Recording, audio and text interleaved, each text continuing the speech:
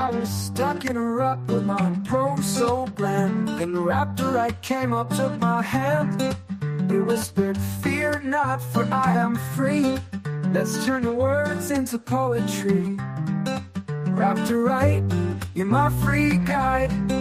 From a wordy mess to a smooth ride. With your help, my writing's on fire.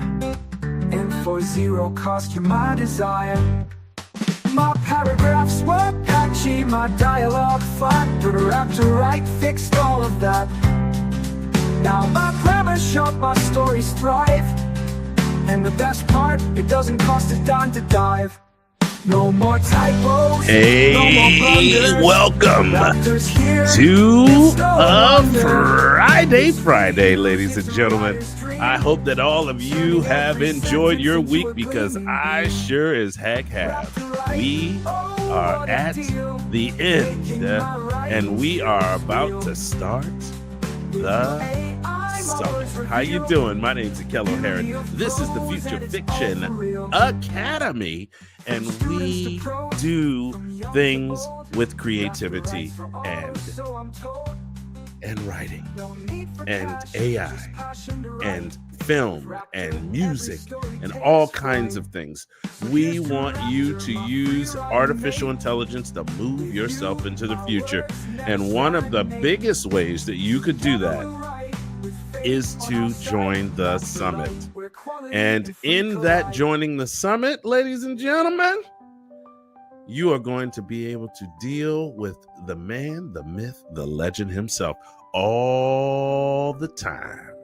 His name is Bad Evan, and I very, very happily welcome him to the stage. How you doing? Hey, Ekello, everybody at home. Isn't that song kicking, my man? It reminds me of The Police. You know who it reminds me of? It reminds me of Dave Matthews. Okay, yeah. I remember when I first spun it up, I went, "Ooh, that's a little bit of Dave Matthews up in here." But yeah, you're right. It does have that little.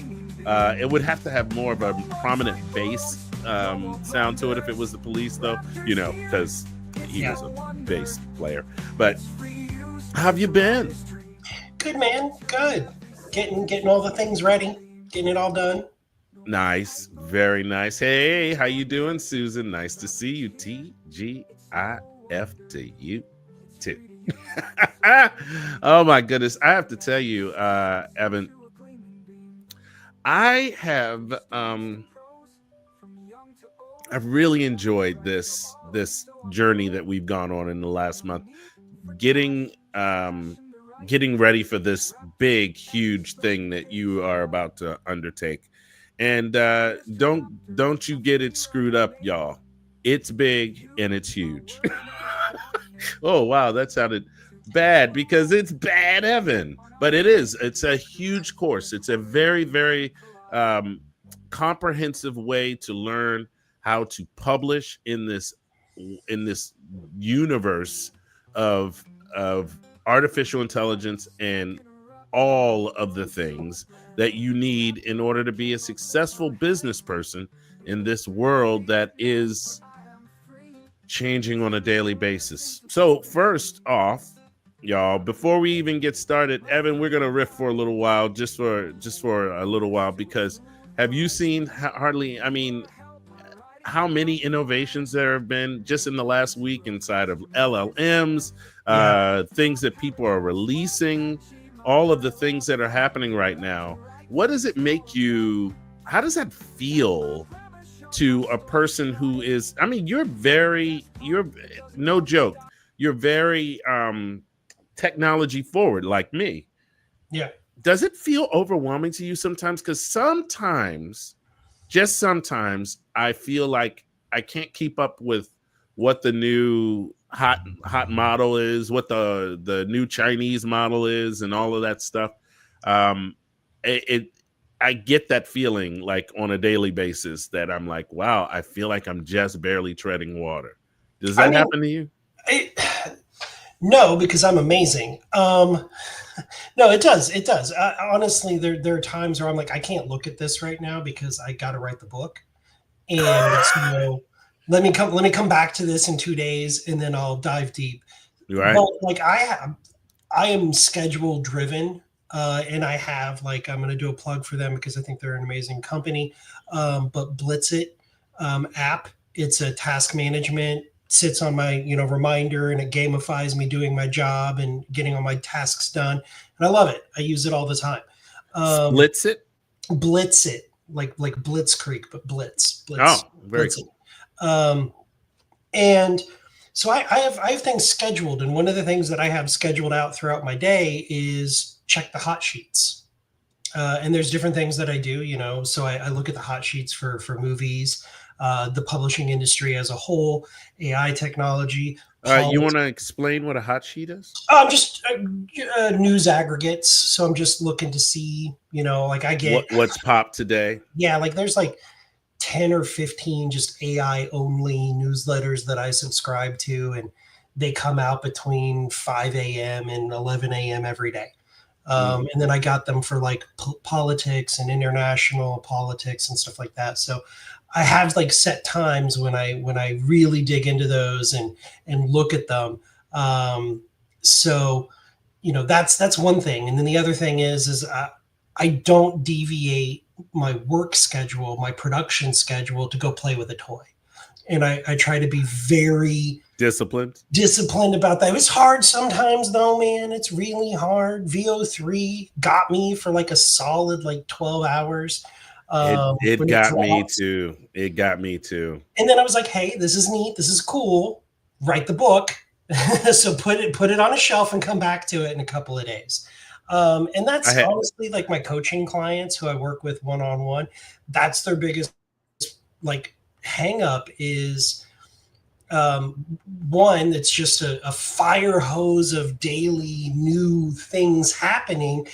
And it's kind of like FOMO. It's the fear of missing out. It's am I going to fall behind because I focused on getting my work done and I missed something? And I'm like, hey, I slept on MCPs from like December until just a few weeks ago. Like it's like basically been a month. I have to. All right. So you all don't know Bad Evan. I do. And for Bad Evan to say that he slept on MCP servers, especially with how much they probably could help in process, is monumental. So that means it was actually a good thing. And the reason why it was a good thing was because I have my process. I have all my tools in place. I have all my systems. I was churning out my content. I was doing my reviews. I was doing all my steps. And so I was in the middle of a hard quarter of trying to maintain, because I had other things that I had to go and do. I had to leave town for like a week at a time. So I had to be very disciplined in my content and getting that work done. And so I thought, well, I don't need to go look at this because I've got my system pretty well dialed in. Did it help me once I did go and look at them? Yes. Yes, it did. But honestly, there wasn't I wasn't hurting because I didn't do it then. I felt no urgency. Right. Yeah.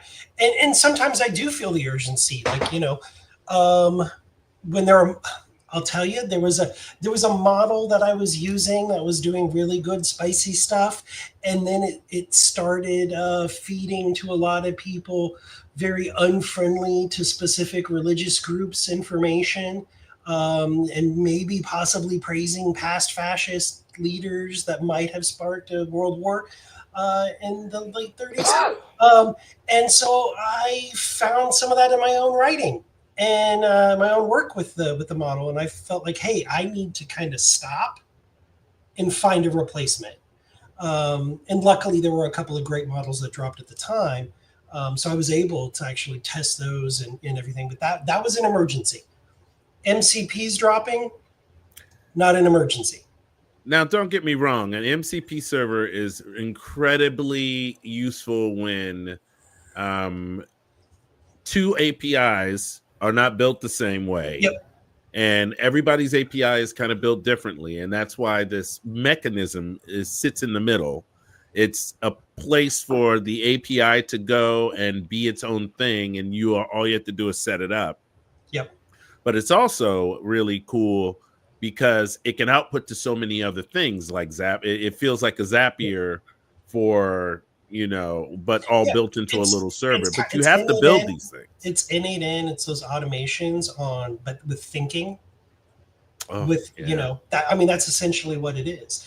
The crazy thing is and then I want to answer Miss Robin M's question here when we finish this. Mm-hmm. OpenAI launched agents, and everybody's like, "Oh, agents! Oh, this is so great! This is amazing!" And I'm like, "Been a year. Like, this is not new. We've been doing this." And yours is really expensive. So, welcome to the new technology, OpenAI. Would you like to participate in one of our classes on using agents? That's 6 months old. It was a lot of fanfare but I mean, the reality is that the vast majority of people, even in our space, don't know about it, or they don't know how to utilize it. And I have to give props to both Carlo and Rebecca within the FFA, because it was Rebecca who was like, "What do you mean you don't use MCP servers?" And I'm like, I'm busy. I got other things. And she was like, "Let me show you what I did." And I was like, "Oh, yeah, it really is. Steal that."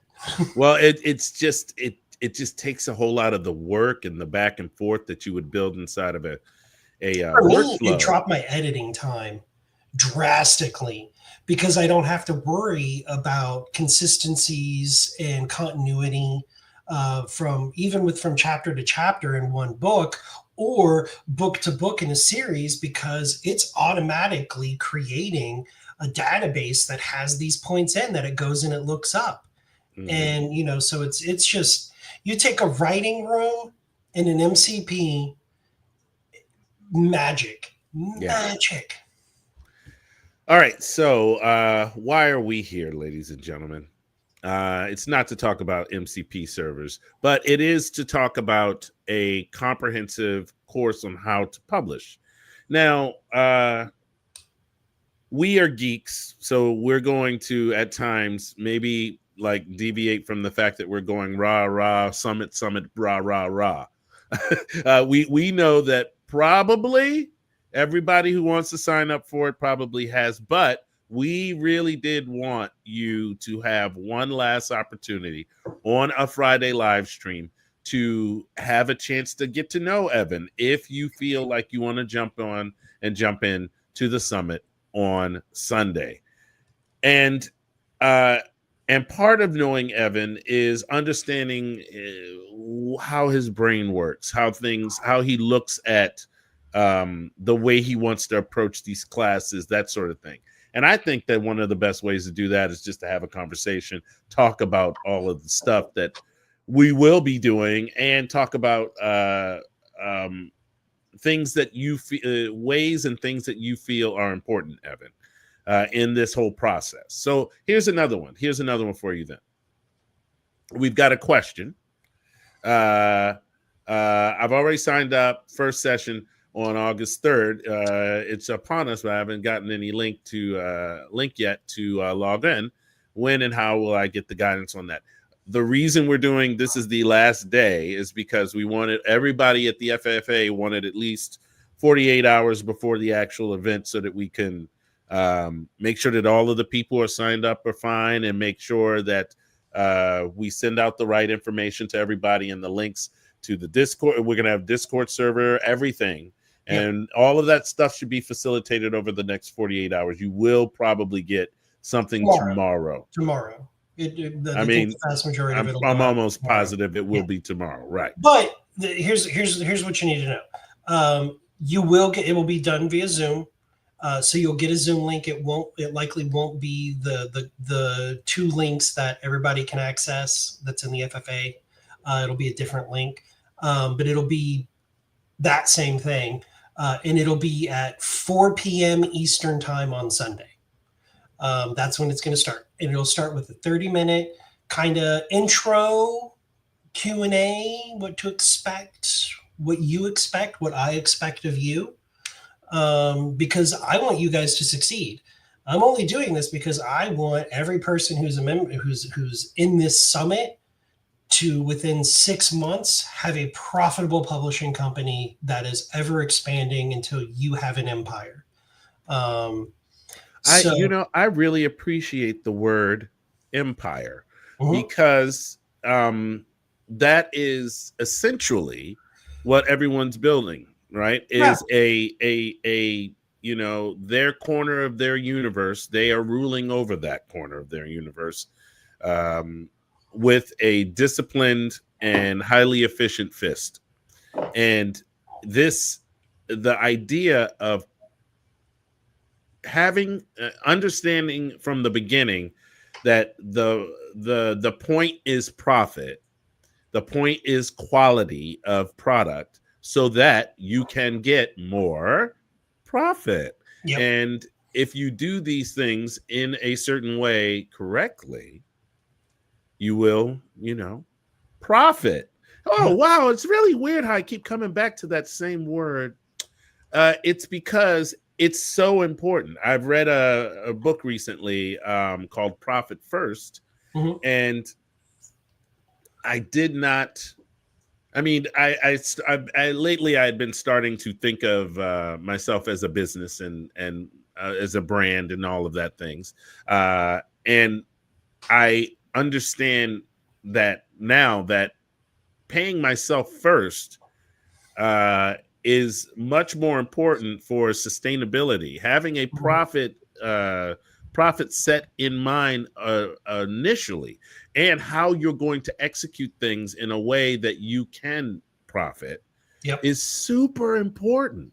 yeah. And so I Otherwise, really you're just walking around blindly in the dark, trying to find a bag of money with a bunch of other people who are wandering blindly in the dark, trying to find the same bag of money. yeah, Instead, give yourself a flashlight.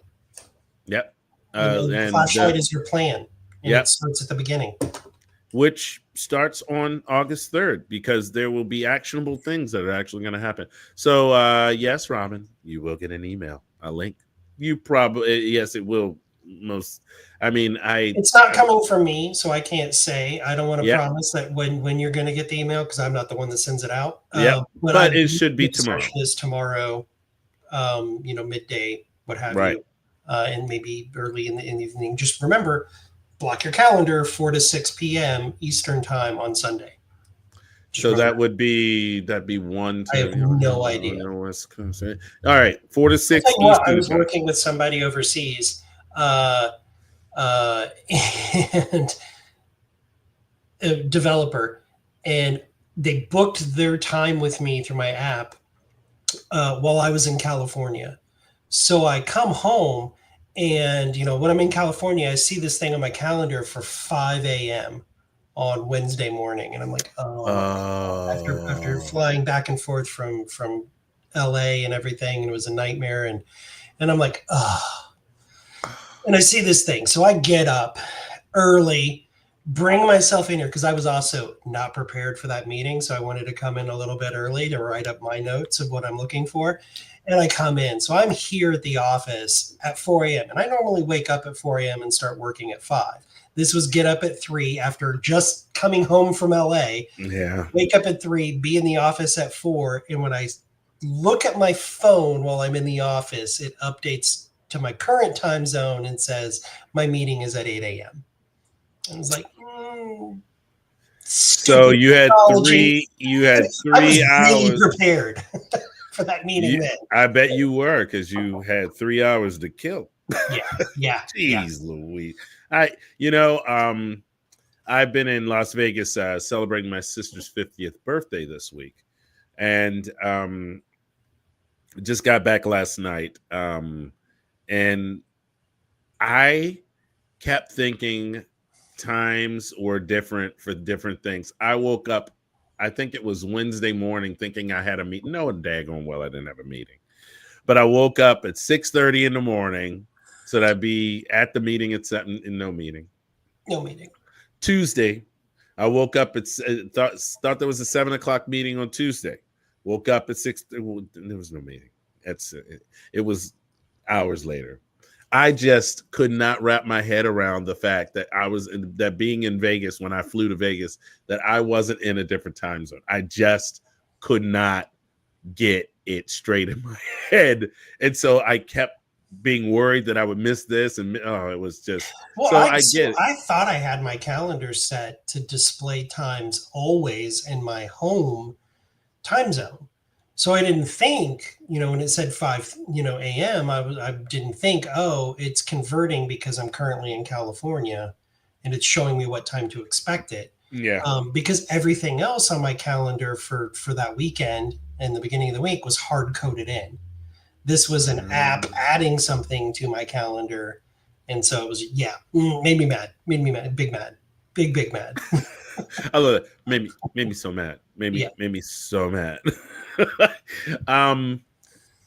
So this is literally the last hurrah, everybody. We really just wanted to have an opportunity to explain to you kind of the cool stuff that's going to happen. Go ahead.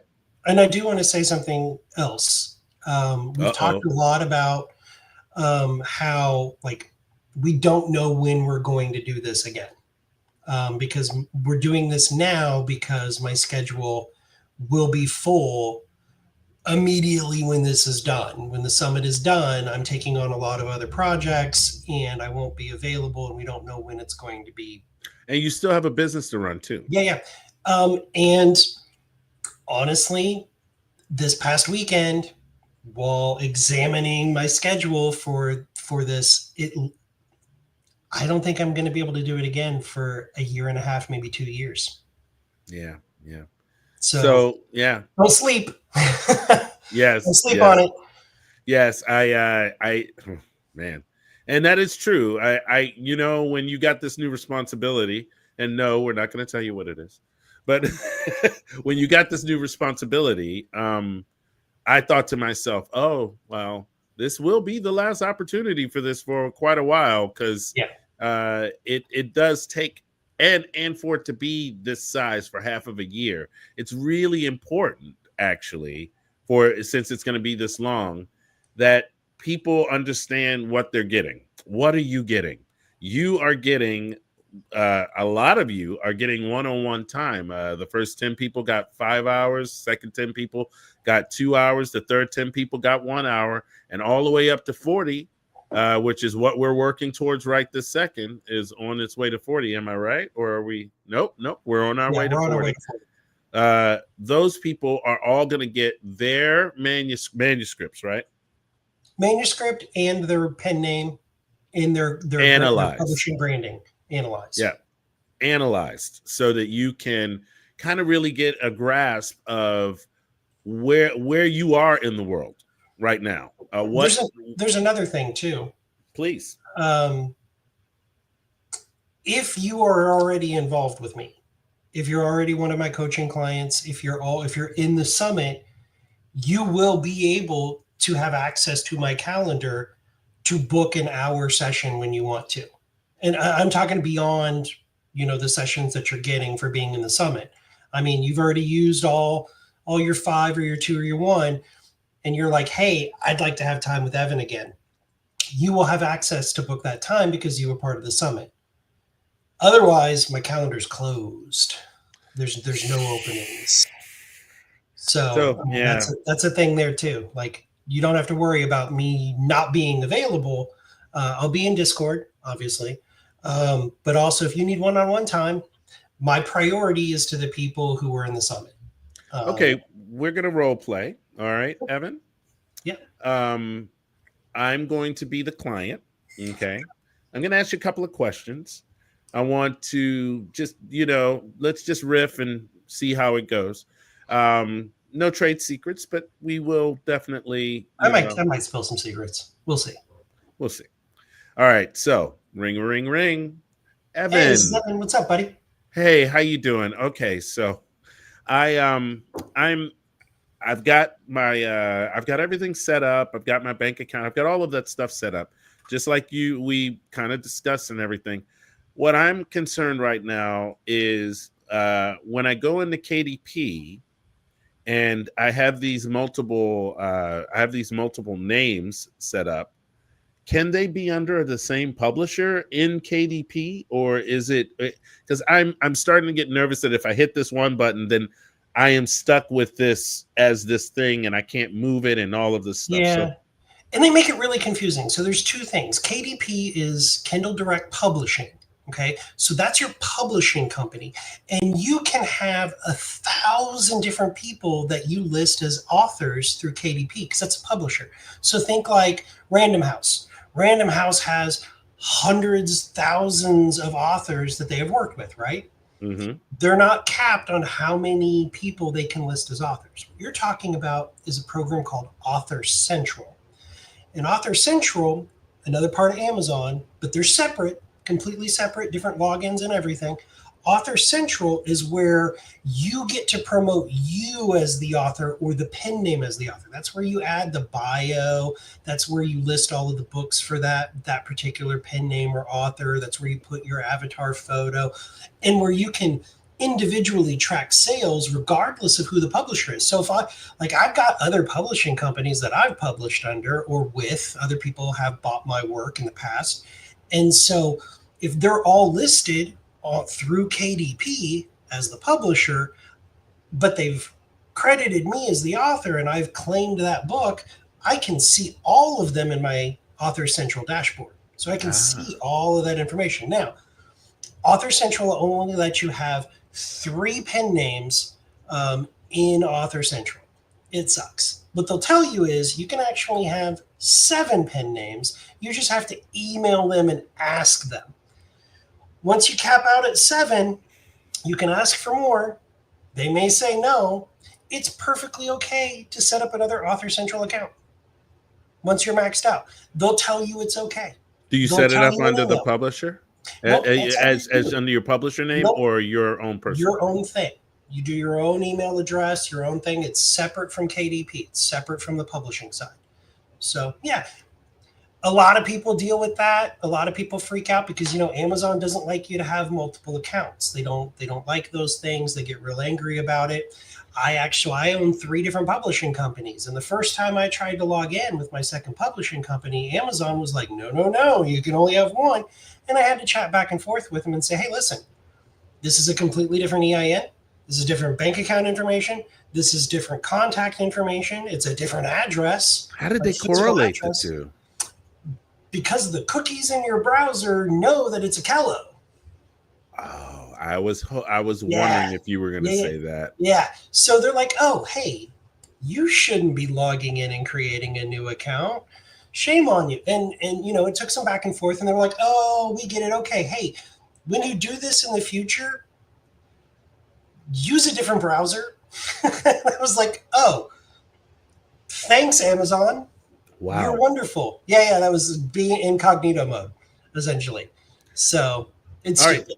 All right. So, my second problem is I just want to say that even my coaching clients, like that we get really in depth where I'm not just like doing motivational speaking, telling them write the book. But where we're actually doing information stuff, I talk really fast because you've only got an hour and I want to get as much information and knowledge in there as possible. But we do record it so you can go back and watch it on like 1/8 speed to slow it down.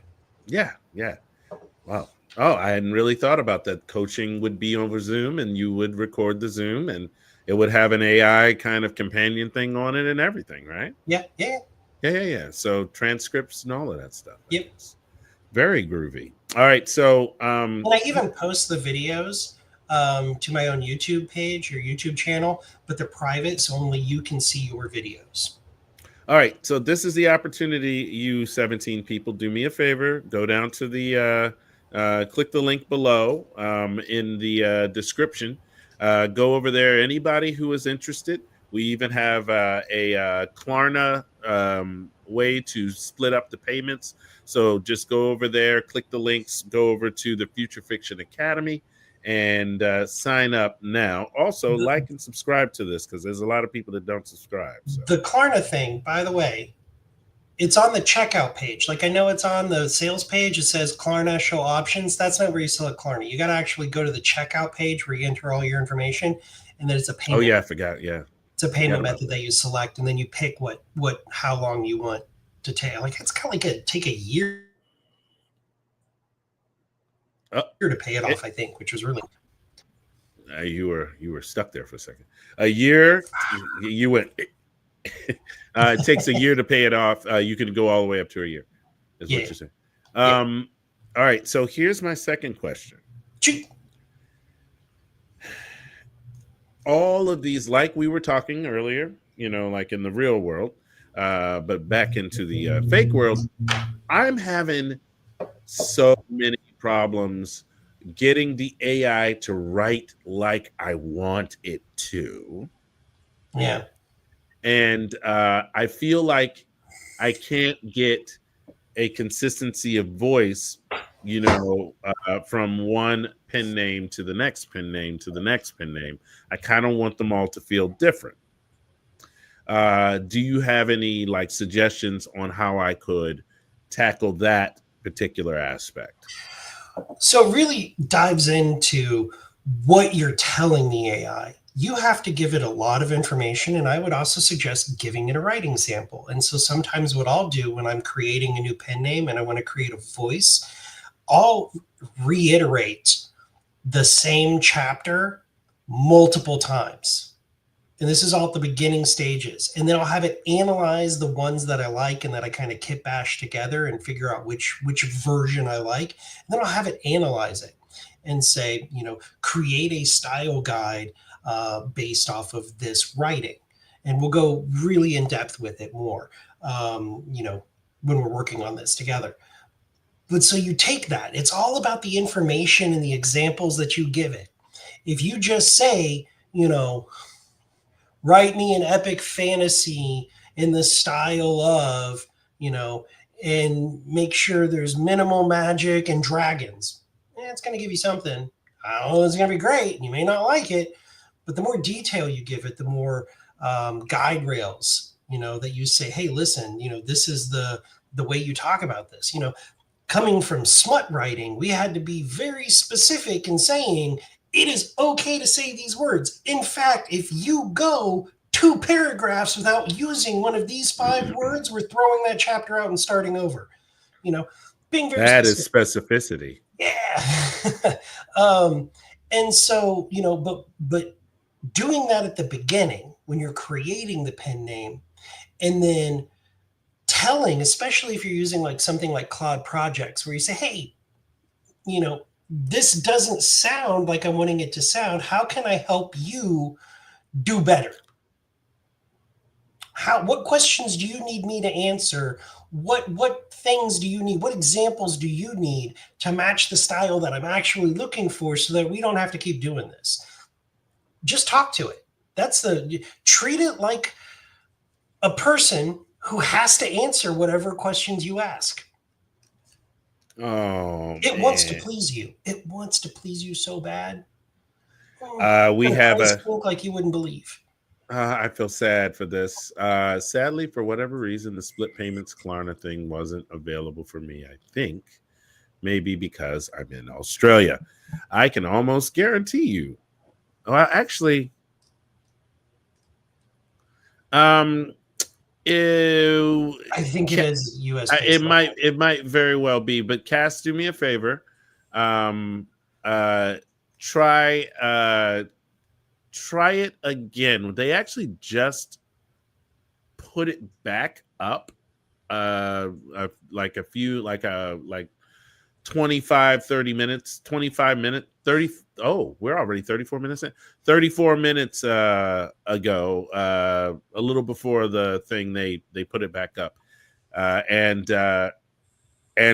just try it one more time. It might work, but it's probably because you're in Australia. That's what I would say. Hi, Rachel. Good to see you. Good to see you, Rachel. She's our favorite person.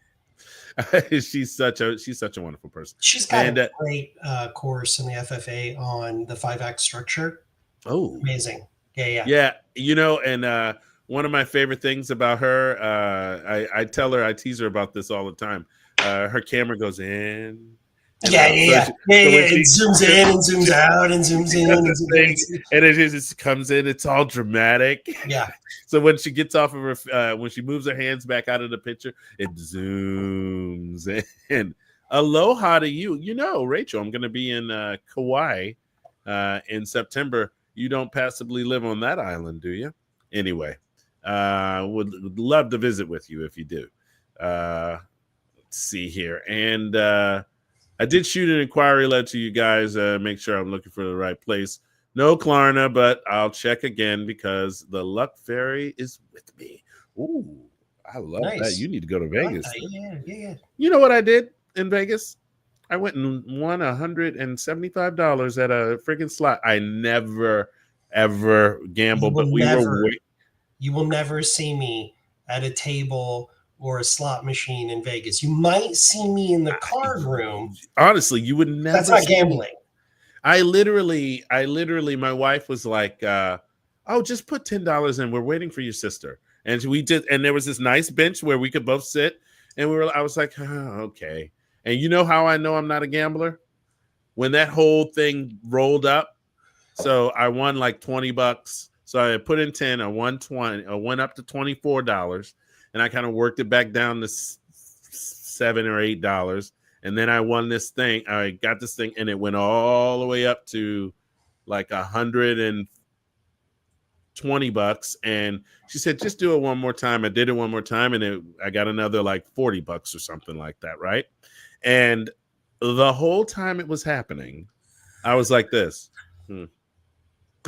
Because I'm not really, I don't like, I didn't get any thrill when I was winning. Throwing money away. It is burnt. Like, put it into a pile and set it on fire. Absolutely. And so, and my Do you know wife how many looked at me. tokens that $20 would be? She said to me, you like never do this, do you? And I said, no, I don't. I really don't. And she goes, oh, is that why all the luck is like settling around your shoulders for some stupid reason? Because I just kept hitting, and I was like, this is dumb. I mean, it was like literally dumb because I was expecting, it to just go away. It was supposed to be a recreational, like, entertainment I'll dollar do thing. things for friends when I go to Vegas. They'll occasionally be like, hey, when you go to Vegas, here's $50. Put it on 35 at the roulette wheel.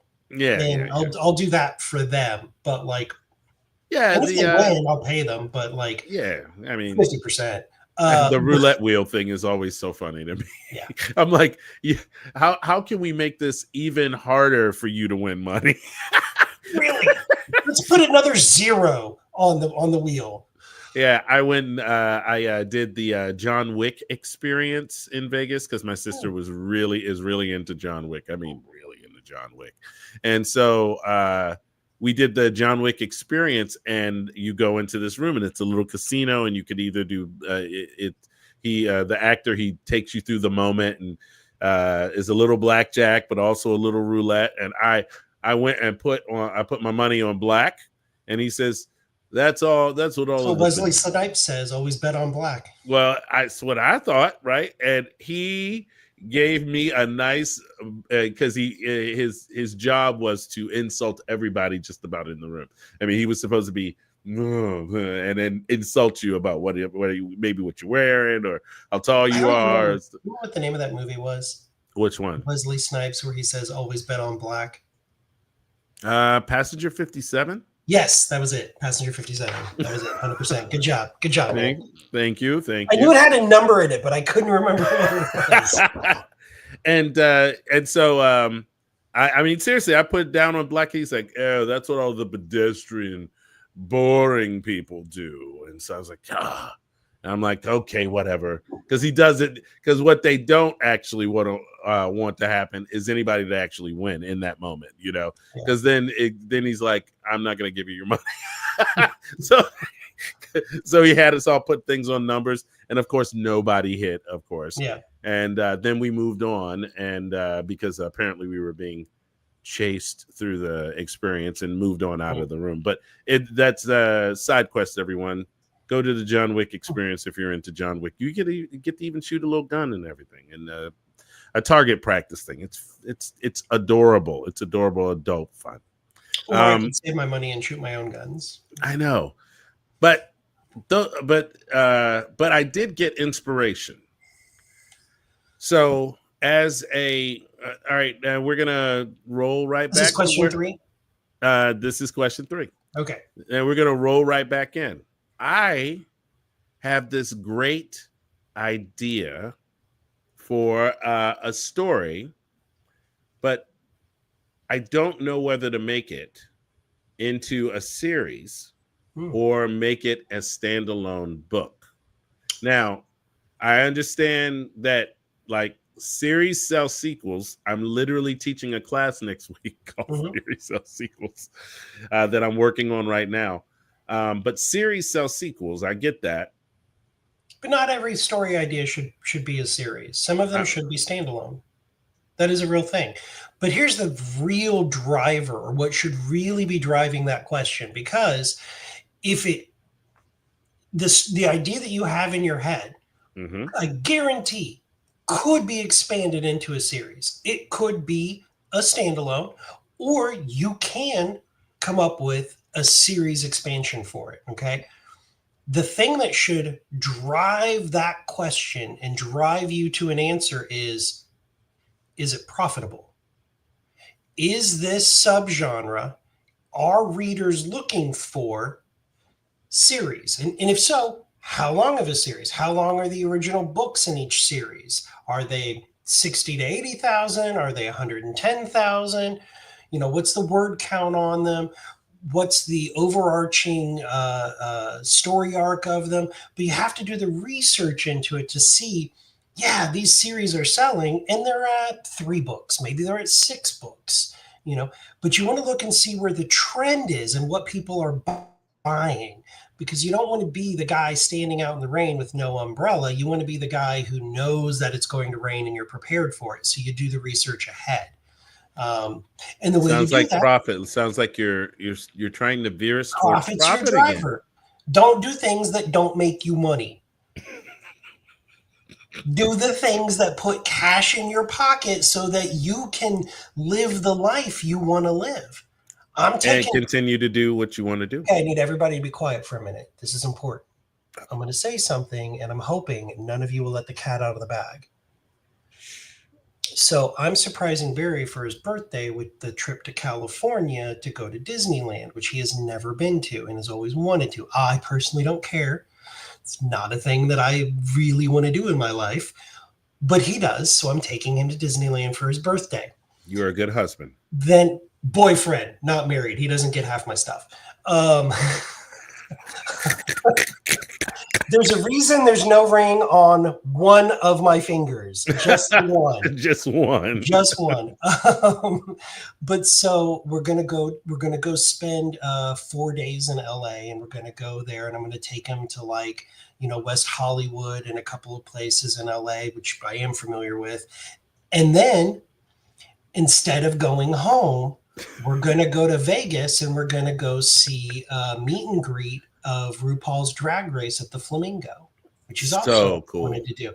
Then I'm going to put him on a plane and he's going to go back home, and I'm going to stay in Vegas for Author Nation for another week.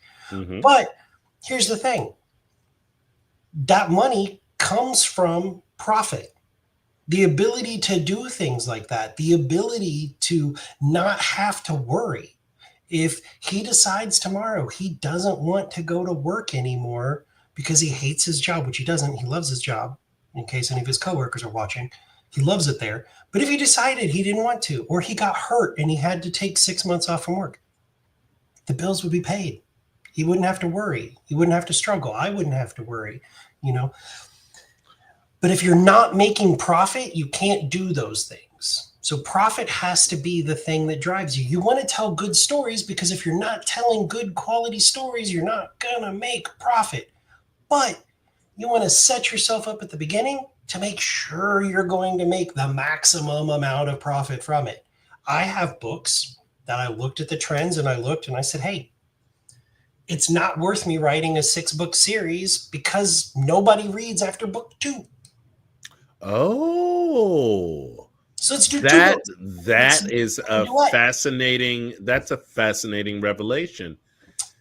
That you would do research to understand the extent at which people will commit to a Yeah. specific genre. I look for a read through amount. What is the read through to the next book and the next book and the next book? And And if sometimes, it's even though read through may drop at book 5, it still may be profitable and worthwhile to do book 5, or maximize it and start them on the next series at the end of book 4. mhm. I know their attention's starting to wane, and they may read book 5, but then they're going to be kind of burned out and they're going to want to read somebody else. And I want to be your heroine. I want to keep you addicted to my storytelling. So if I see that I drop really low in book 5, or other authors in the same subgenre drop at book 5, I'm going to stop at book 4, and within 30-60 days of book 4 dropping, I got book 1 of the next series ready to go with a fresh story and a changed world. Let's do this. What do you use for um uh this has always been a question of mine. With with pen names, what do you use for visuals for the author, if you, or do I you do create that at them. all? So, I use either Midjourney or Ideogram or Civid AI, What's depending your favorite? on. Oh, Uh, it's so hard right now well, because I know like Smut Civit's really good at yeah, that, yeah, yeah. but It's the open that other you can two, access. Like I've got my own AI machine, so I do a lot of it on my own AI computer, oh, that's with right, that's video and right. image streaming, which I won't be doing during the summit. I'll be showing you things that you can actually do without buying a $10,000 computer. Um, so we'll be using the other tools that are available out there that you can access. They have a cost to them, but they're not gate kept like Simone is. Um, so I I mean, love the fact that you call her Simone. Simone, yeah, that's her name. Uh, so I would say, for um, if I'm doing an avatar for a pen name, I'm probably going to use Midjourney or Leonardo, one of those two. They have some of the, if I'm not using Civid AI. Because of Flux. Yeah. So I I'm gonna was use wondering one of about, those two. yeah. I like Flux. Plus, if you're really clever, you can train a kind of Laura like a and have, Laura. Yeah. well, so like Ideogram and Midjourney now have, Midjourney's is a little wonky. Ideograms is actually pretty good. Hmm. Um, but they have character consistency options now. So it's not true. You don't have to go through the painstaking process of training a Laura. If you're going to do storyboarding, where you want to create chapter by chapter visuals, and turn that into a little mini movie, you're going to want to train a Laura, because even with Ideogram and Midjourney, the character consistencies are going to stray when you add in more characters, when you add in different scenes. It's going to get a little funky the further you go and the more you do it. It's going to deviate more and more and more and more. But for just a couple of like social media posts and stuff like that, Ideogram and Midjourney are pretty good for it, for character consistency. And So that you way would be you able have, to lock in what your pin name like avatar would be. yep. That's And you actually also don't have to. I mean, real writer, like real people who exist that aren't fake pen names. I know quite keep a few talking. of them who are, they use drawings of themselves. They had somebody draw a caricature of them, and that's what you use. So you know you don't Sorry, have to my do dog. realistic photos. You can do caricatures, and you can do a signature. I do have one pen name where there are no images of the writer. It's a logo, with the signature of the author, What and did you that's do all I before AI? use. Meaning pin names and I mean visuals for for pen names and stuff like that? Is there a, I I mean, use characters and logos. Yeah. oh, Never that's did it. anything with the face. Yeah. But Yeah. now you, because everything looks, I mean, incredibly Oh, realistic. I have one pen name, which is a woman. She's female. She's, I want to say 35. Doesn't look like me at all. Thank goodness. And I record a video of myself talking, and then it plays. And I do it right here. I record a video of me with my expressions and everything and talking, and then I edit it, and it's her sitting at a coffee shop in New York in her voice. And yeah, you can tell it's not, China deep fake, government propaganda level, but it's really good. And so yeah, you can totally do those things if you want.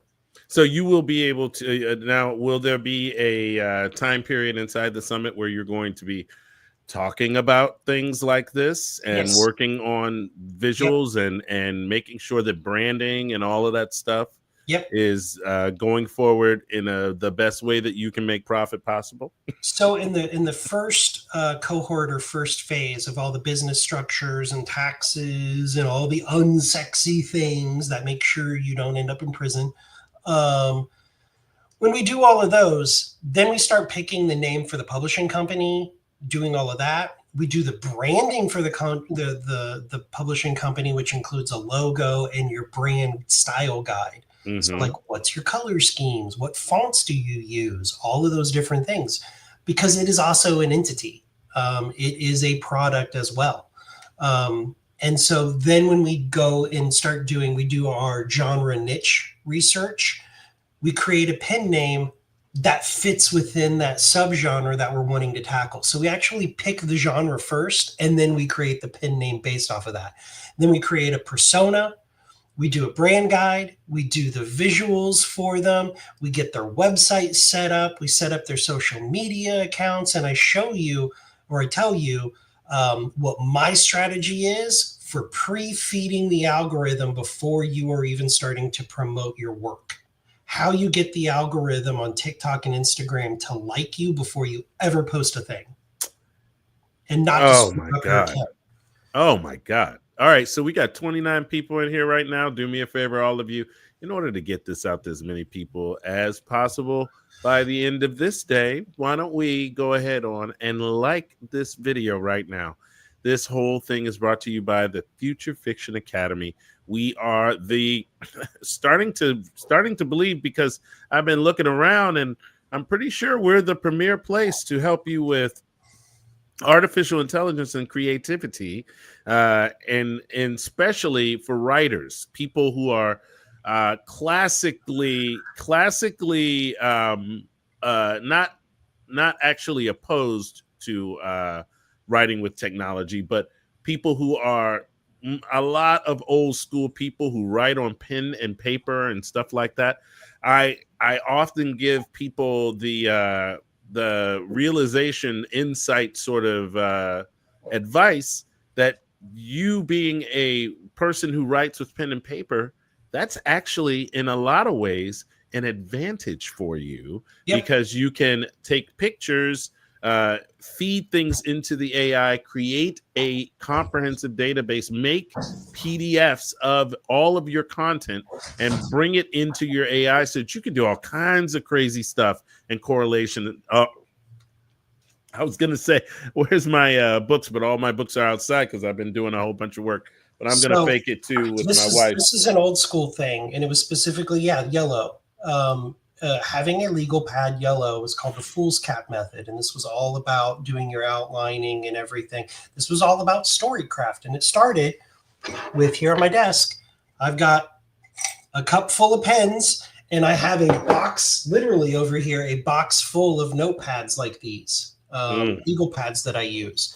And this is funny because people are like, Evan, you're so tech forward and you've got all these things. I literally have the note plot on my phone for AI note taking throughout the day. What? Yeah, I've got one of those. This is my notes. These are my notes when I sit down with my cup of coffee when I'm on the porch swing. This is what I'm writing in. There's something about the old way of doing the outlines, of Makes asking your myself the brain do questions. stuff. Yeah. If you notice that, it That's what really pisses me off about people who are critical about AI is they say we're not real writers. I'm not going to say what I want to say because there might be children present, but just imagine I said something really, really mean and naughty to them just now. Because I know craft, I know story craft, and in the FFA we teach the story craft. You it's have to kind be of good at hard story not you have to you okay. Before I get crazy and upset I've about this, seen the you people out have to there know your who don't craft in know what order they're to get doing. the Yeah. AI to do what you want it to do. When I see people writing these things and they're like, oh, I went over here and I went to Chat GPT and I typed in, paragraph, write me a epic fantasy Oh, and it about was awful. trolls, and it was It was horrible. Yeah, it was because you horrible. suck. Unless you gave it great structure and maybe an example of the writing that you want and all of the intricacies of building that story, Yeah. of course it's gonna fail because AI has no taste.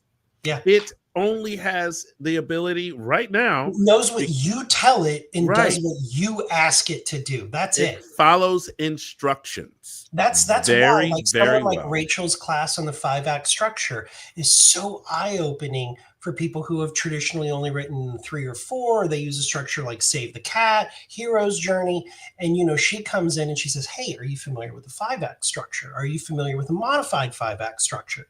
Where you take something like one of the things that I like to do in some of my more contemporary romances, especially when it's going to be a series, when I know it's going to be a 6-book series, I'll actually combine the York 5-act method with romancing the beats. So I'm combining the two structures together to produce something that is I don't want to say unique. Well, it's unique, but something that has multiple different types of story elements that can feed it over the course of an entire series. Yeah, Because she's it's right. harder to do that with romancing the beats. It's called haptics. I love the way she connected the two. It's the haptics, Yep. the ability to write something down and use something with your hand. And I spend when I'm on a plane or something like that, and I don't have any access to the internet. That's actually one of the most liberating moments because Yep. you are, as a naturally creative person, it just starts. I start thinking about one thing and then I think about something else that spurs that next thing on. What were we talking about, Evan? Wait a minute. Let me see. What was the name of what was that note that I did? Hold on. God, what was it? I'll just Oh, say I've post-economic. Remember post-economic evolution. I was talking to him. I was talking to him because we were talking about like what happens when AI and the fact that AI creates fusion or high yield solar panels. What happens to our society once the abundance of intelligence is in literally the palm of everyone's hand? Everyone has the ability to create their own company if they wanted to, and everyone has the ability to, and it lowers the bar for a lot of people who never thought they'd be technical and they can do things or never thought they'd be creative. This is all the same stuff, y'all. It's all the same stuff. You have the ability to do all of this stuff because AI helps you facilitate all of these things in a much higher, much more efficient way. So I've got a friend. What do you need? You need a plan, and that's what we're talking about. Is getting into the getting right into the summit and getting your shit together. That's right. I edited myself all, and even SL Shul edited themselves. I'm curious. Is that actually? Did she edit or did the? No, I'm pretty moderation? sure. Okay, I'm pretty sure she did it, but she's right. I call bull caca on all those people who say that we are not real writers too. Yeah. I'm like, try it. Or my favorite thing is when someone will say that crap and Elizabeth will pull her thing out and scroll to something that was written recently. She say, that is 85% AI and 15% me. I was able to do this. And it isn't even, you know what? And it isn't, that is even a misnomer. So when you do a first draft, like on your first draft, and it spits out 85% of what you want, that is not actually true. It's actually much lower in how much it contributed, because you are probably 50 to 70% of what it's going to write in the first place. And then it takes it up another 35% to actually make the draft for you, because you've given it all the information. And you have to know your craft in order to know whether or not that is a good story, whether or not it's going to be compelling, and is it in the genre, which is what you're going to learn inside of genre expectations, expectations. Those are big deals. That how do you work Kindle trends until you can't work them anymore? How do you work other tools? How do you make the tools that you have available, whatever they are, whether they be RaptorWrite, whether they be Plot Drive, whether they be PseudoWrite, whether they be Novel Crafter, whether they be Typing Mind, whatever it is, how can you take that ability and efficiency from that and take it to the next level and have a plan? And that is all we're trying to do, is make sure over the next 26 weeks that you have a plan and you make profit. And profit is not a bad word. It is not. There's a lot of people who, what did you say? There are a lot of people in the FFA who are amazing writers, but sometimes struggle with the coherency of the business part of this entire thing. And you find that anywhere. I mean, I've been engaged in a lot of businesses over the years, and I've literally been a consultant to companies before. And I'll tell you, there was a retail chain of stores that I was really good friends with the owner. And he said, "Hey, I'd like for you to come in and analyze my store because you're a smart dude. And can you tell us what our weaknesses are?" And it was a massive chain. I think they had like over 30 stores across the country. Okay. And I don't want to say what, but it wasn't it wasn't like Adam and Eve. It wasn't sex toys. And I said, "Yeah, so like, you don't know how to run a company. You got lucky. You fell into a niche that was exploding at the time, but absolutely everything that you do in your company is geared towards you feeling good, not making money." Ooh. That's always that is. And like, we had to do like a deep dive, and like literally, like, not saying don't pay your employees well and give them great benefits. You can do that as long as you're making profit, but you're basically breaking even on every location, and here's why: you're making the money, you should be, but you're doing stupid things that have no added value to sales. When you have 10 flat screen TVs in a small retail shop, that's kind of stupid. Don't do that. There's no reason. There's no reason. You have no marketing budget. Isn't it? Someone said business by feelings. I remember someone said that once. It was like, don't do business by feelings.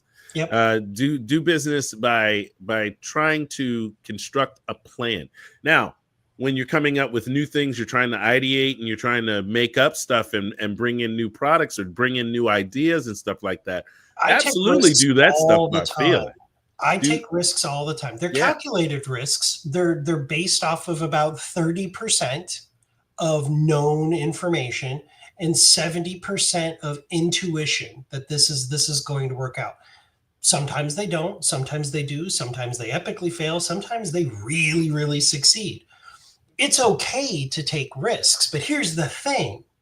Before I took this risk with only 30% being known and 70% kind of gamble, I was already making money in other places. I could afford to take the risk. And that's the thing that my boyfriend will tell people is, like, Evan will do crazy things, and he will do this thing, and he will literally pay for people to be able to access, there's all kinds of dumb things that I do to help other people or stuff. And he's like, he can do that because he makes money over here doing this. Yes, it does kind of give you the ability to It gives you the ability to apply who and what you are with with your own leisure, you know, Yeah.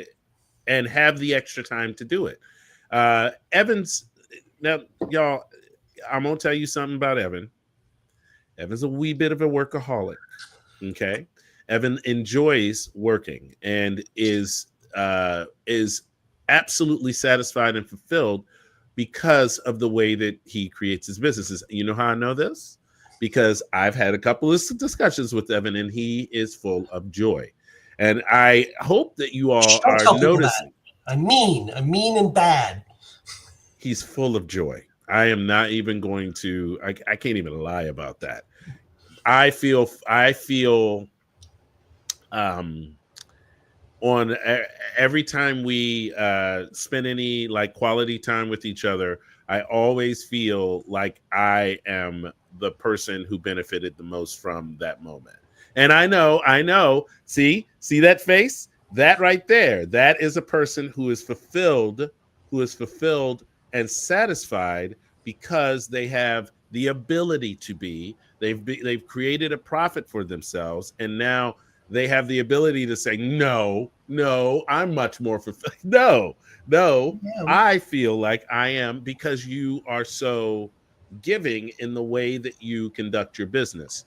Now, obviously, there's going to be 35, 34, 35 people in this summit. It's going to take a lot of his Yeah. like individual like time and stuff, so the generosity will be delved out economically, but understand who this person is. He's actually excited about the fact that there's going to be 30 to 35 people, you know, that go and do this thing and apply all of this stuff to their business. And this business is in turn going to blossom into an empire. I love the word empire. And I don't even know if I said this on the air. It might have been before we even get started.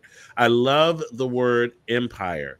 It is your corner of the universe that you have complete control over, whether it fails or it excels and exceeds your expectations. It's all about you. And so if you come into the summit and there is and in your brain you can't figure out what's going on, make sure that you correspond and with Evan, make sure that you are actually working the Discord for all of those people who are in the summit who have amazing brains and expertise in certain areas. You know, I tell you I what, do agree. There's no such thing as a stupid question. uh, It's there stupid is the people. question not asked. Right. And so like because I guarantee if you're asking a question, somebody else is asking the same question in their own head. So Yep. have the courage to be the one to ask it. I'm never, unless it's like, how do I connect my API? In which case, then I'm going to make fun of you. Yeah. But Yes, yes. you ask a question. I'm not the guy who's going to say, oh, we covered this 3 weeks ago. What's wrong with you, Yeah, Ekello? yeah, I'm going to yeah, say, okay, yeah. man, let's figure this out. Let's figure It's out like, what you need to hear for it to click for you, because yeah, that's important. because I learned this lesson from, you know who I learned this lesson from? Ingrid. So Ingrid um, is prolific. All right. So let's put Yep. that out there Yep. first. She is literally one of the most prolific people in the FFA. She writes and publishes a lot. A lot, a Do lot. you want to know what Ingrid does? She will stop your ass and make sure she understands exactly how to do the thing that you're telling her. And it was one of the biggest lessons for me was because if she didn't understand it, there had to been like 4, 5, 6 quiet people over in the corner Yep. who don't turn on the camera and sit in the Yep. corner quietly, who did not have the courage to actually ask those questions. The very simple things sometimes, the very, very basic stuff that you don't want to miss just because you think you should be smart enough to understand the thing. Yep. Don't give yourself that kind of I mean, you're going to give yourself a lot of grief if you go through Yeah. life or a business not asking the right, not asking the maybe what you consider the obvious question. Don't feel stupid about asking the obvious question, because unless you don't ask it, that's when that's the stupid moment. And That's the it's the dumb little moment. things. The little Yes, things can be the pebble in the shoe that make you walk wrong. and stop. Yeah. And so, you got to ask those little things, and it may be something like I will do this, which is like, hey, let's take this question offline Mm. because it's not part of what we're doing right Right, now. right, right. But let's hit up in Discord and And let's we let's will talk about fix this, this figure for out you. how to work this out because you need to Yeah. understand it, but it may not. It's like we don't want to derail today's session, type of Right. thing. All right, so here, all right, let's get to some comments. Look, so huge amount of work to write with AI, SL said, and then Evie said, "Not real writers." LOL. I'm currently heavily editing AI output with my knowledge from years of carpal tunnel method and study of story. Now, and my particular expertise is I worked it from the other angle. I was an actor and a director. I had to analyze what these people were saying, how they were saying it, and what was the context of why they and how they were saying these things in order for the story that they wrote to be facilitated in front of real people so that and every night to get an applause, to get ovations. That was always my goal, was not to make a bunch of money, not to pack the house out, was to really impact the people when they came and saw those things. So I had to know story, just like all of the other people in the FFA.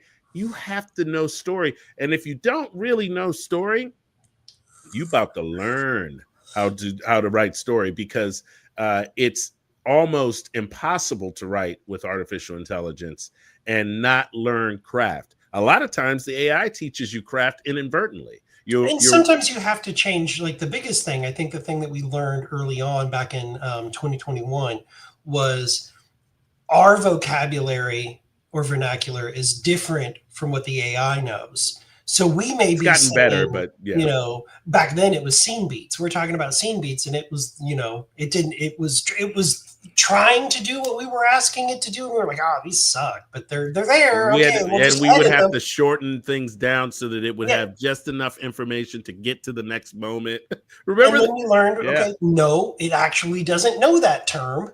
So we have to teach it or Yep. figure out what it needs us to say to it. And that's what I was saying before in your hypothetical question was talking to the AI. What do you need to know? What questions can I answer for you, AI, to sound the way I want this to sound? What am I saying wrong? How would you describe this? Just asking the AI questions, what are the takeaways from Yeah. this? What are and it will tell you. And then you go, dope. Now I understand. You need me to say this. And those trial and error things are the things that a lot of people, when they first start futzing around with AI, don't either have the knowledge of or the patience to get to the point where they understand how to talk to the AI. I'm sorry, it's a big deal to me, and we even talk about other terms like kit bashing and validation that are used in a completely different context than what anybody has ever thought. I had somebody, I was at a dinner event for my sister's birthday, which, by the way, she went to she went to New Orleans, Ghana, and Las Vegas to celebrate her birthday for the entire month. And just that paints your picture. But she's sitting down and she's works for a company that does some multi-level marketing, and these people are trying to sell me on their product, and I'm looking at them all going, you don't understand. You all have stories in you, and it derailed them immediately. And because I told a good story, and understanding the structure of story, understanding how to talk to people, how to talk to people through the written word, it's thrilling. but two, it could change your life financially in a way that is real, that makes you able to give more of Yeah. yourself to the rest of the world. If we all had that ability, my God, how cool would the world be? I mean, honestly, I mean, let's see, what is this? Yeah, on 5 hours. Yep. And then I love this. Jamie goes, facts, SL, facts about the the amount of huge time it takes to write. I mean, and we're trying to give you the tools to do the real work. That's why we even wanted to start this daggone summit in the first place, was because there is a big need for the business part of this, so that you can stay in the game long enough to see the pot at the end of the rainbow, actually see it, as opposed to it being a myth or a legend or something like that. You want to do it? Did you have something to say? No? Okay. I'm sorry, I was on a You were roll. in a flow, man. I was on a roll. I honestly believe that I mean, AI has just changed my life, and it's changed a lot of people's businesses recently because of all of the innovations and tools and stuff. I mean, the FFA would not even exist if it wasn't for artificial intelligence and our ability to leverage it to do all the different aspects of our business. I'm going to say that AI has been transformative for me in a weird way. Why? It's not really made me more money. Yeah. I'm about as profitable as I was, a little bit more profitable than before AI. But what AI, and this is going to sound weird because you know how many hours I put in the day. Yes. It has streamlined and freed up my time to do other things. And I'm able to do more within my company, within my business. I'm able to spin up more pen names. I'm able to do more research. I'm able to do, oh my God, the research that I do now using Perplexity and Notebook LM, like so good. The stuff that I do now, when I would research a niche, it would take, 2-3 weeks of research and, digging into data and trying to figure it out. It literally takes me 2 hours at most. 2 hours, and I know what I'm going to do. That's it. I'm good. Let's roll. Because of AI. Yeah, I can get from good nugget of an idea like that pops into my head or something to a finished draft in 6 hours. Yeah. If that. I mean, I think I could get to a finished first draft if I really, like, if I just sat down, I had an idea that I wrote down somewhere and I really kind of have an idea of what it is. I think I could probably spin all the way up to a full, like, 40 chapter sort of thing in about maybe 4 to 5 hours. That would be reasonable, especially with some breaks and stuff like that. Because I'm sorry, you just should not just work straight like that. You need breaks. You need some breaks. I figured that out when I was in theater. Huh? No breaks. I have no breaks. I just I know that I did explain to everyone, I don't know, 20 minutes ago, somebody's problem with working too much, right? I mean, it's a workaholic here. I retired a couple years ago, by the way. Yeah. And my mother was like, right, you're retiring. You have the money that you don't have to work anymore, but you're not going to do that. And I was like, yeah, no. I'm going to relax. I'm not, everything. I'm not going to do a thing. I'm just going to, sit here and count my shekels. It was maybe 4 days later when I was like, yeah, so here's this new business. But it's the truth. You be who you are, right? Yeah. And that's probably another thing that everyone's going to have to learn when they get in the summit is that we got to understand what your style is. We got to understand who you are, and so that's one of the main reasons why the analyzing. So I sat down and I wrote out the curriculum, and it's week by week. and it's all done and it's ready for Sunday. All 26 weeks, some plus some bonuses. And the problem I had was I had to slow down because week 5 I was already ready to start publishing a book, and I'm like, no, Evan, no. Back up a little bit here, because people aren't crazy and they have families that they care about and love and they might have day jobs and they enjoy sleeping more than 4 hours a day. All of these things are things that normal people have. This is what my therapist tells me. Normal people sleep more than 4 hours. Normal people enjoy being around their friends and family and going and doing these things. And I'm like, I got a project I need to get done. I will talk to them after.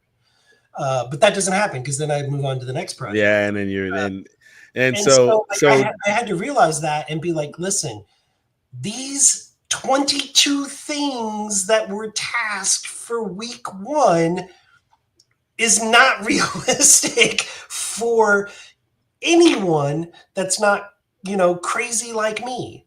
So I need to break this down a little bit more and expand this out and give people the opportunity to actually do them, as opposed to watch me do them on adrenaline. In theater, when you're in professional theater, Actors Equity, you are obligated to, I think, every first hour 5 minutes, second hour 10 minutes, and then the hour after that another 10, and then lunch, and then the hour, and then when you come back you have another hour, and then 10, and then 10, and then 10.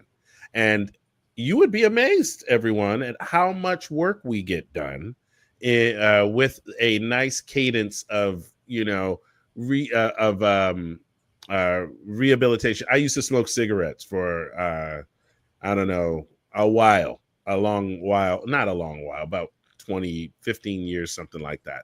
And I was totally in the middle of theater, and you would have to have if in theater back then, if you didn't have time to break off and have your cigarette smoke, things would get weird in a rehearsal. And so so those rules were made in the 40s, 30s and 40s and 50s, when they were spinning Actors Equity up on the East Coast and everyone would smoke cigarettes. And so they made those rules so that you would have a cigarette break at the first ones, and all of the breakdowns.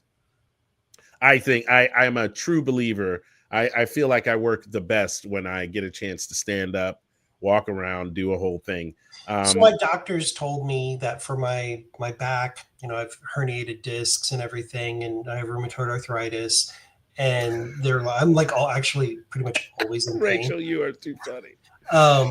They told me I needed to get out and walk, and they were like, every hour you need to stop and go for a 10-minute walk. And I did that for about 3 months, and it was miserable, because that is so many. It's 2 hours of the day that I'm losing just to go for a walk. Y'all are hearing this crazy person, right? So I got a standing desk.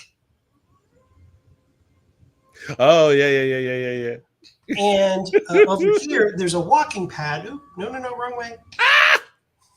So I got a walking pad, a little treadmill. And, I'll join you. Oh. And I do actually many times throughout the day.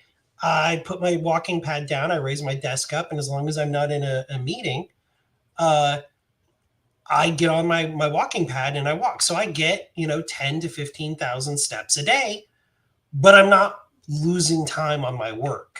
And my doctor was like, I really want you to go outside. And I said, that's not what you said. You said I needed steps. I am putting in the steps. This is my favorite. Wait. It said, sing it, brother. 2 hours for a walk. F that. That is so good. But it's so true. I do sometimes, if I had, honestly, with the way that my business and everything is going right now, how I have to, I'm a staff writer for the FFP. I'm writing a book I'm writing books for myself, and in the middle of this process, you have to figure out your discipline, figure out your how you work, so that you can get as much done. But I tell you what, if I hadn't been in theater, I wouldn't have even thought about breaking, because Yeah. in theater, in community theater, you don't have those rules. And so, because you don't have some union sitting over your shoulder Yep. going, don't do that. And I had to. I worked at I'd been working professionally, and then I directed at a theater, community theater, and I implemented equity rules. Every boom, boom, boom. This is when we do things.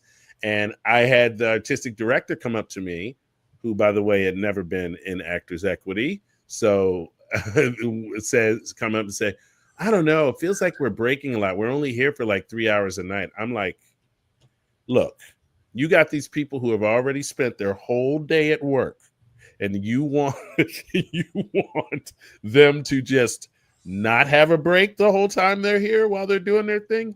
You basically want somebody to get hurt by some set piece that they don't see because they're dazed and confused. Sorry, it's not happening on my watch.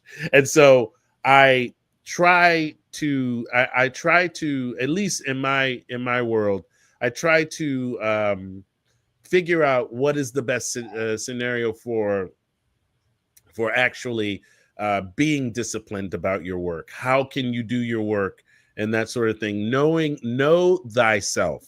Yeah. Know yourself. Understand who you are, I so that tell you my can get coaching them. clients, don't try to run at my speed in my schedule and how I do things for production. Don't do that. You've got to do it for you. You've got 2 kids at home. You've got, this and that. That's, don't be like, I got to cram in on a Sunday 8 hours of work on my books. No. Get yourself your half hour a day. Find that half hour, find that hour, whatever it is for you, but it's different for each person.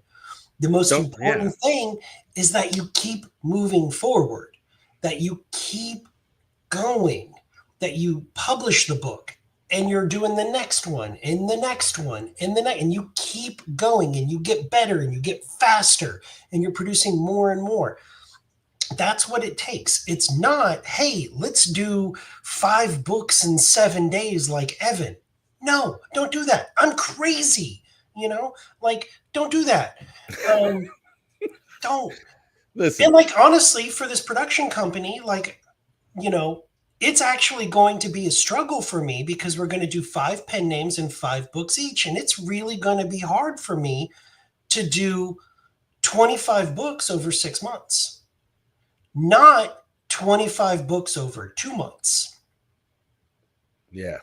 That's difficult for me. That's scaling down.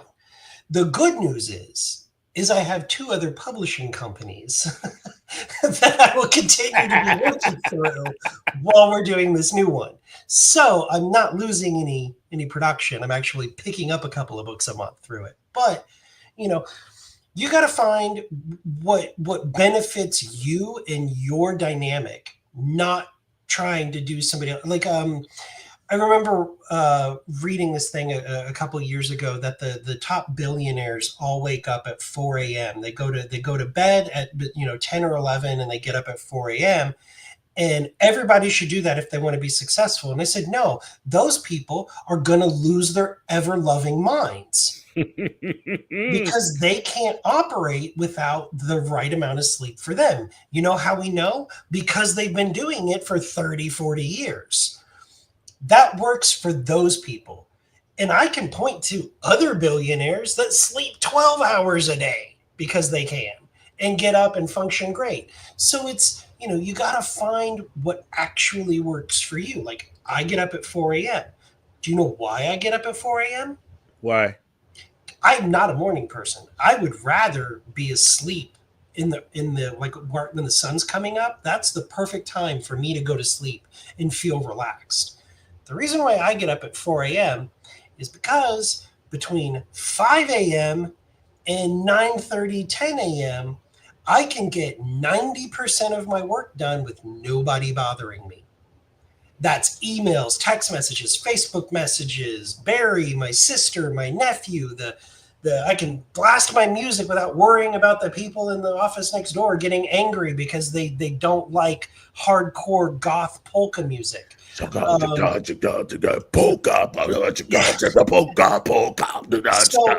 works for me, and I've trained myself to do that because I'm the most productive at that time, not because that's when my brain is the most active, but because that's when everybody leaves me the hell alone. So I can get a lot of work done.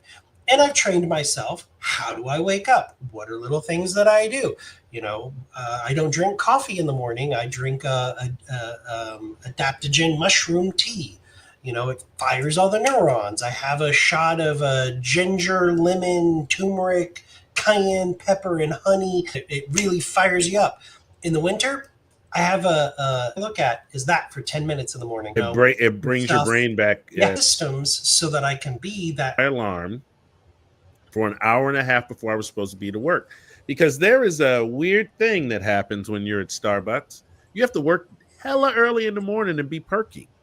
And the hard thing to do is to do that a half hour before you have to be, you wake up 45 minutes before your shift and it takes you 25 minutes to get there. That means you only have a little bit of time in order to get awake. That's crazy to me. Yeah. You gotta, so again, know thyself. And these are all, there's going to be a lot of these sorts of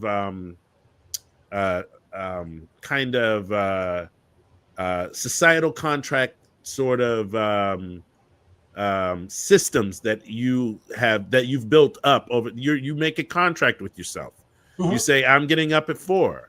I'm going to stare at this thing. You're making from what I'm hearing is that you have a routine and a way that you approach things that may not necessarily be the same way that someone else should approach it, but it gives them an idea that they maybe should create a system for themselves too. And you're going to be kind of talking about these things and working people into being more disciplined with the way that they create and make things in their business so that they can be profitable. What? We got back to profitable again. Oh my goodness. So everything keeps rolling back to profitability. You want the I didn't make money, I wouldn't be waking up at 4 a.m. Say if what? If I wasn't making money, I would not be waking up at 4 a.m. Yeah. But it's your business. Yeah. And there's a lot of things that I don't do in my life because I'm busy making money. That affords me to be able to do the other things that I really, really want to do. Yeah. One of my favorite people just said something again. Tips and tricks for building your writing empire. I mean, and that's kind of what a lot of the summit is that you get systems. So documents, Notion documents, databases, stuff like that. You get actionable things that you can actually apply to your life, to your business, to the way that you approach profit. You get the ability to have access to the mind of someone who's been there, done that thing. I mean, I didn't tell you I was going to ask you any of those. That role play thing, I was like, hey, let's role play, right? And you had no clue, right? Magician, y'all. No, I did not there's nothing in my sleeves whatsoever. I did not give any information to this lovely gentleman. You didn't even say, hey, I'm going to ask you some questions. No. You threw me off by asking me an economics question before we came in. And then you're all like, we're not going to talk about what we're going to do. I'm going to ask you this nerdy question that I'm going to go off on a tangent for 15 minutes. No, none of that. And then you're like, hey, so let me ask you 3 questions. Yep.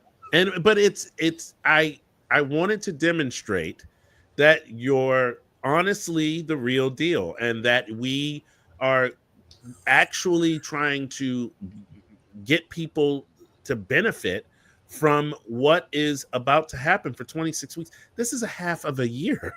And it's $5,000. I want them to know that if they make that investment, that they're not wasting their time. And the best way that I can see to do that is to see if you're bullshitting, Yeah. bullcocka meter. Bullcocking it. You know, I don't know. That sounds weird. That sounds worse. Bullcocking it. I say bullcocka. Oh, okay. But bullcocka, yeah, that really, I don't really know. does fold out weird, doesn't it? Let me see here. Let's see. My motto: my body gets what my body wants. My alarm is set a half hour early. That half hour, if I want to stay in bed or walk the dog or do yoga or eat Cocoa Pops, then my body is happy and my day is easy. So I have, some health issues. I have degenerative disc disease and I have 2 ruptured herniated discs in my back. And the reality is every day I'm in pain. Every day, all the time. I'm sitting here right now with you guys. I'm in pain, but it's okay. I just push through it. Sometimes I can't. And here's when my body says, "Hey, Evan, no," I stay in bed. Huh. You know why? Because I'm the boss and I can afford to do whatever the hell I want to do. I knew that's what you're gonna say. And as we've said, every single time we've done one of these live streams, which by the way will probably be done in less than 20 minutes here. The reason what we tell y'all all the time is 2 things. One, don't do this thing if you can't afford it. If you cannot afford to do this thing, then you are being a bad business person, so don't do it. Okay. And $5,000 isn't the only fee. You're going to have other costs. You're going to have AI costs. You're going to have ISBNs. You're going to need cover work done. You're going to need other things. So $5,000 isn't you're in and you're done. There's going to be additional stuff. You're just, this is the fee. This is the tuition for the class. Yes. And that tuition will get you access to the Discord server, access to Evan, access to all of the systems and ideas of social contracts that you need to make with yourself. All of these weird, I keep coming back to that because it really is. It's I don't know if anyone understands. You're all writers. You understand what the social contract is, but the idea that society is built around a social contract. We pay taxes and have faith in certain things. I hear you. And have faith in certain things and organizations and governments and stuff like that in order to facilitate a life in which we get to be as safe as we possibly can.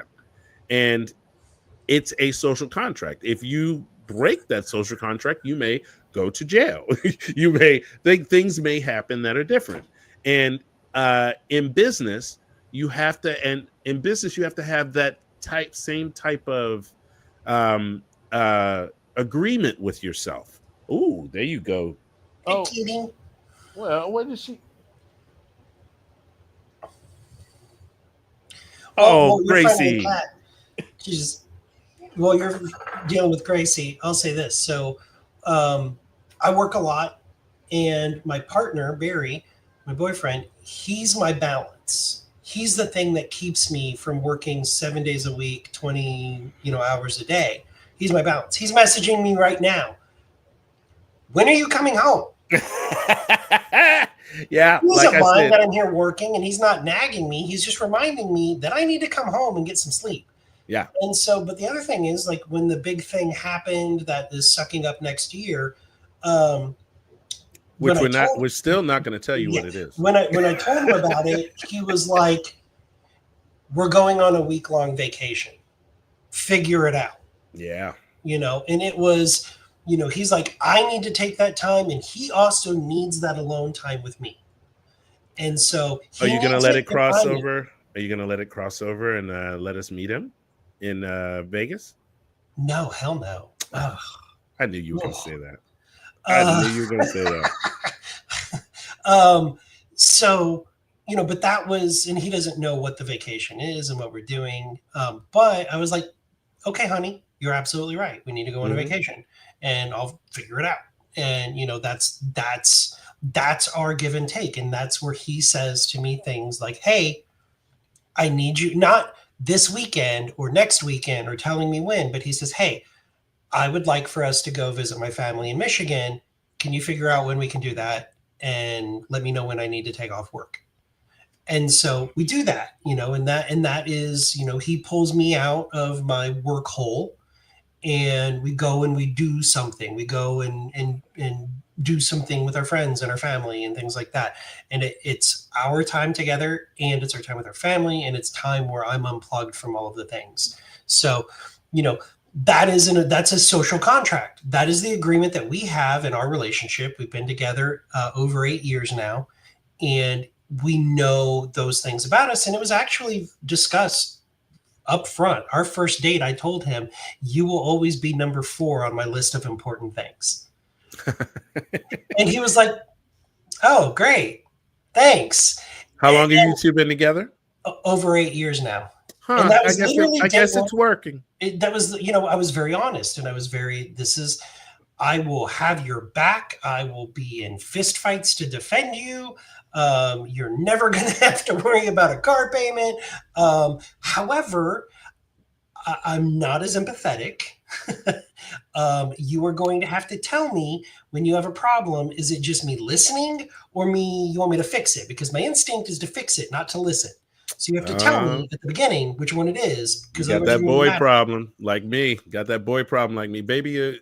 Are you telling me this because you want to vent, or am I supposed to? Because I'll fix it. I'll tell you what to do. I'll go down there. Yeah, I will fix it. I will go down there. I'll get Machiavellian on these people. Yeah. And that's the other thing, is he knows that if he's ever in that situation, I'll ruin somebody's life for him. Yes. Like, I've got his back. I'll buy the houses next to them and play music when they're trying to sleep. Like, I'm mean. Don't be just vindictive. Be rich and vindictive, everyone. This is what I'm trying to get y'all to. I'm trying to get all of you. It really is like, you see it in movies and all the time. And I'm not like super, super, super rich, but I've got plenty of money. I'm comfortable, I can afford to do things. And one of the things that brings me, and this is why I'm bad, Evan, the thing that brings me joy from time to time is using my resources to get revenge on an enemy.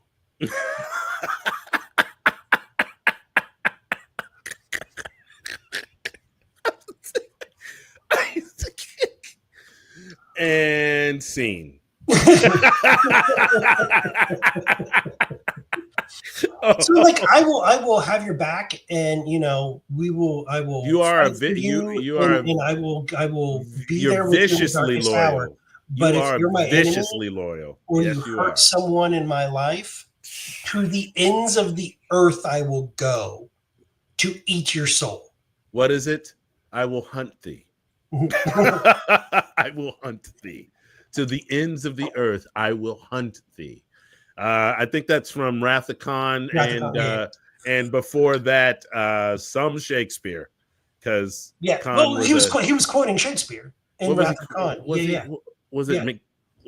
I wasn't Macbeth. I want to say might have been Richard III. To be quite honest with you, you know what I mean? Because I could see Richard, because he was a biddy, and I could see him going off like that. Anyway, and I'm sure some one of you writers will know where the quote's from, but it's true. In order for any of these things to happen, you have to be able to have the resources and the ability to use those resources. Oh my gosh. I've seen Gracie more tonight than I think ever. I know. She just ate her food and was very, she didn't eat it. Oh, why didn't you? I'll get her straight in a sec. I don't think I put her down where her food was, and she doesn't. My wife puts it on the floor when I'm on these things, so she doesn't have to come into the room and put it in. And sometimes Gracie, being as old as she is, goes, I don't like it down there. I want it up here. She's literally going to be 16 her next gotcha. So, I mean, she's an old cat. So, all right. So, Evan, let's let's wrap this discussion up because I want to. Well, actually, I don't actually need to make any shorts from this because tonight, ladies and gentlemen, this thing ends at midnight, and maybe a little, like maybe 3 a.m. to give like the people in Hawaii a chance to sign up. But it'll probably be somewhere around there that this thing will be cut off, and maybe even you might even be able to get lucky by the morning before they send out the send out a bunch of the information. But this whole thing is brought to you by the Future Fiction Academy. Now, we also have a gateway to our mastermind, which is where me and Evan met. And to be honest with you, it was one of the first opportunities for me to really understand how incredibly smart there are, how many incredibly smart people there are inside the FFA, is in the mastermind. And it's not our July, it's actually our August accelerator. So you can come over there, sign up for the August accelerator. I obviously haven't changed any of these banners since last month because I just got back. But it's $250 a month if you wanted to get into the accelerator. That gives you the ability to learn a whole bunch of stuff so that when you are actually in our mastermind and asking questions and stuff like that, you aren't the person who says, how do I get my API together? Because you will have learned it inside the accelerator. It's actually taught by Alyssa and Lynn, and they are everyone's Great. All of the instructors inside the FFA are crazy good. I mean, and they all have expertises that are different. That's including Evan. Evans is really about the business and all of that stuff and all the intricacies of running a business and a publishing business on top of that. But there's also tons of other people in the FFA that teach you craft, that teach you all of these things in the form of things like standalone classes. Inside the FFA, everyone's given so many opportunities. You can write for the FFP if you wanted to. You could you get your first draft credit a month, which is a wonderful piece of software that we spent up ourselves. We have standalone classes like choosing publishing niches, easy peasy book machine, the wonderful Harper. Take that class. Take this class.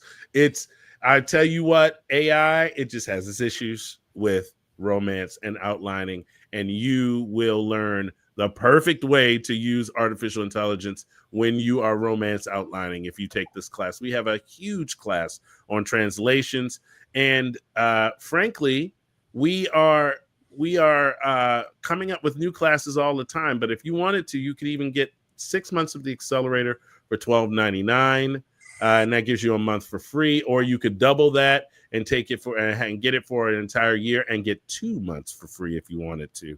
And let me see here. I don't think there's anything else except for the Publishing Summit, ladies and gentlemen. The reason we are here, taught by a 6-figure-a-year author and profit and a 7-figure lifetime earner. This man understands exactly what it is we are doing here. And it's to make you money. Remember, Evan, the oversimplification of self-publishing that kind of emerged about 5 or 6, 7 years ago, the 20 book to 50K craze. Yeah. I know you know this. You know why it became so popular, because it was quantifiable. It was this thing that you could look at and say, I could do that. That felt achievable. Well, it was also, everything was so gated back then. And I mean, I remember I never told people that I was an indie or self-published writer. I said I owned a publishing company. And it's actually still what I say today most of the time, because then people are going to be like, oh, what's your book? And I'm like, hey, I'm not going to tell you because it's a pen name. Yes. Go away. But I don't want you going over there and ruining my stats. Yeah. So, it was for a long time. I was actually, I think I was talking to Elizabeth the other day, and we were talking about other companies that existed and things. And We were talking about some of the old technology that's still used today in the publishing industry that's literally from the 80s. How they manage orders from bookstores. The technology is from the 80s. It hasn't changed even a little bit because they don't need to. Anywho, we were talking about that, and I said, back in the day, unless you got a publishing deal, you went to a vanity press. That was the only way you could get your book published, was to go pay somebody to publish it for you. And that was considered self-publishing for a long time. Even like, in the 90s when I first started, that was what self-publishing meant. If you said you were self-published, it means you paid money to somebody to publish your book. You're not a real writer. It was the same things we're hearing today. Technology got better. The market opened up. The gates that kept people from being able to sell into the market, has, however much I despise and loathe the brown box with the smile on it, that delivers things to my house pretty much on a daily basis. However much I may loathe that company, how they started as a bookseller changed that market. It changed it so that you did have a place to sell books that weren't dependent on being on a top sheet from a publisher going to a bookstore. KINDLE. So all of those things changed and technology got better, and we were able to do more and more things, and we can reach the reader directly. That wasn't a thing 20 years ago. That wasn't. That's crazy to me that it's still only 2025. I mean, really, it was less than 20 years ago. Yeah. Didn't pop till like 2000 years ago. It was still difficult. Like, you could have a newsletter, but shit, nobody was signing up for it 15 years ago.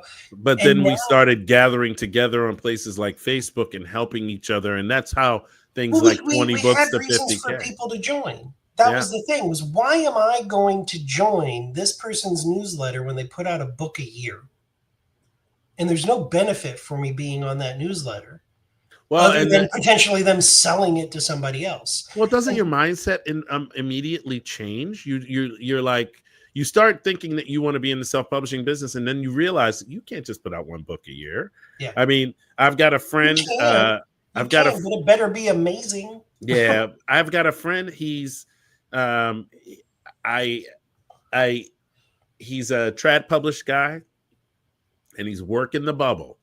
Yep. Like he's right there on the tension bubble, ready to pop. I had a good friend of mine who had a very successful career. She's a dark romance writer. Mm-hmm. She's been building up her name, building up her regular income over the last 4 years. Mm-hmm. And she finally made it. And she's like, listen, I know that every month I'm going to do, between $15,000 and $25,000 in profit every month. And she ended up signing a trad deal. And I talked to her about it beforehand. And I said, please don't do this. Please don't sell them your back catalog. Please don't agree to have this 6-book deal, because you're not going to make any money. And sure enough, she got her her upfront cash, and she's barely getting anything on a quarterly basis now. And they've got like rights to her books for like 7 years. I want to say it was 15 years for her back catalog. Oh, yeah. And so, because she did the other thing that I told her to do, which is get a literary agent that represents you, not listening to the lawyer who represents the publishing company. And so it was a horribly bad deal, but she's a traditionally published author now. And that's really all it was the title to be able to say X big international company publishes my books. I'm this. That's great. That and $5 will get you a small cup of coffee at Starbucks. Ladies and gentlemen, come to the summit. Understand what it is to run your own business and really make a profit, actually make money. Not millions of dollars right off the bat, but real cash that is a reasonable amount of money, 50, 60, 70 grand a year to start, to maybe be like maybe your top goal, or maybe you want it to be $200,000 a year, or maybe you just want to be able to put a nest egg away for your retirement. Any of that stuff, come to the summit, sign up. There are links in the description below. And for you people who are in the States, you get to use Klarna to break that up. And Evan, this has been a journey. Yeah, man. This has been for real. This has been a journey. This has been like, I've gotten to know you better than like I ever thought I would. And I appreciate you.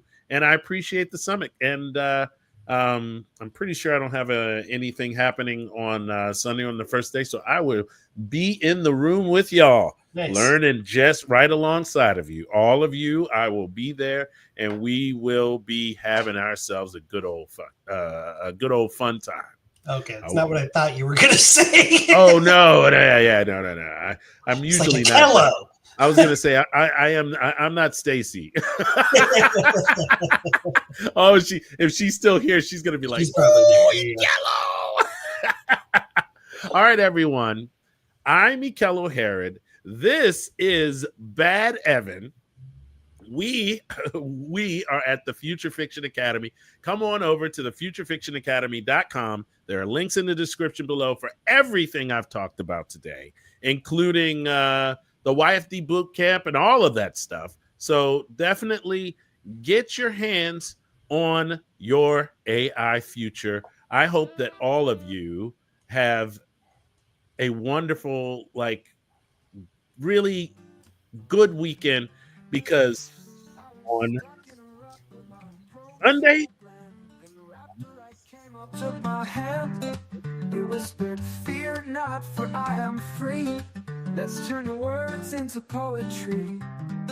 Wrapped to write, you're my free guide, from a wordy mess to a smooth ride. With your help, my writing's on fire, and for zero cost, you're my desire. My paragraphs were catchy, my dialogue flat, but Wrapped to write fixed all of that. Now my grammar's sharp, my stories thrive, and the best part, it doesn't cost a dime to dive.